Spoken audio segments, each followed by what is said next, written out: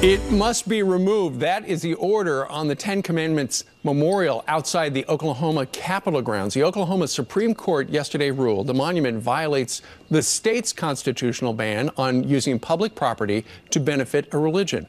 But is this just another instance of judicial activism? Joining us right now is State Representative Mike Ritzie, who along with his family donated the private funds to erect that monument. He joins us today from Tulsa. Good morning to you, Mike. Good morning. Thank you. Thank you. There's a little delay between here and there. Let me ask you this. Your reaction to the fact that the Supreme Court of Oklahoma said, no, you're going to have to take it down. They didn't cite the U.S. Constitution. They cited your own Oklahoma state constitution, right? Well, that was the problem that we had. We were very concerned about that because their so-called opinion really didn't cite any of the previous precedent laws that we've had in Oklahoma, and they've never ruled against a display like the Ten Commandments, a passive display like the Ten Commandments before.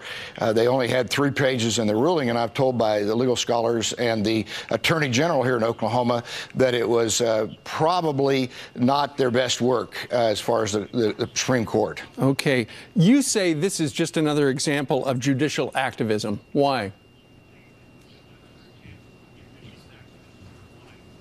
Well, again, it was purely a political decision more than a precedent, because the Oklahoma Supreme Court basically has ruled since then many times that the Constitution, Article 2, and they have stated that the displays such as this are constitutional in Oklahoma. We've had 2 other courts that have looked this, lower courts, and they've ruled it constitutional. The Supreme Court of the U.S.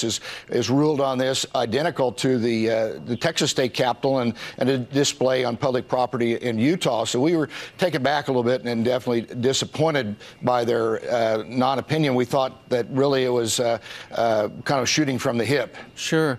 Well, you know, it's curious because in many instances like this, Mike, it is things in state capitals and on public ground are regarded as historical because that's where, that's where our laws and our heritage came from in the beginning when this nation was first founded.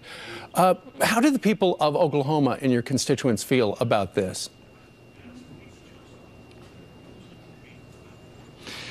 We've had all through the process 7 years since we wrote and passed the law by a supermajority in the legislature and signed by the governor. We've had very large percent polling, anywhere 80% of Oklahoma citizens are in favor of this. They like to know their heritage, and that's one thing. My wife and I homeschooled 3 children. One went into law, one into medicine, one's an Oklahoma highway patrolman, and all 3 of them knew their heritage. They understood the backgrounds. They could recite the president's names of the United States and the governors of Oklahoma. We homeschooled them, and we hope that to continue to other youth in Oklahoma and citizens to understand the heritage and the historical significance of the Decalogues or the Ten Commandments. One thing that we've tried to emphasize is don't let your freedom slip by. Don't let your heritage, your history. If you forget your history, then you forget your future. Absolutely. And as an Army veteran and having 2 great-grandfathers in the War for Independence, I find it really odd at the eve of the birthday of our founding of our country coming up, this decision coming out. This is kind of a slap in the face for all of those who have fought for freedom. Absolutely. Well, it's not over. I understand people are going to be fighting to change all this. We'll keep people posted. State Representative Mike Ritzie joining us today from Tulsa. Thank you, sir.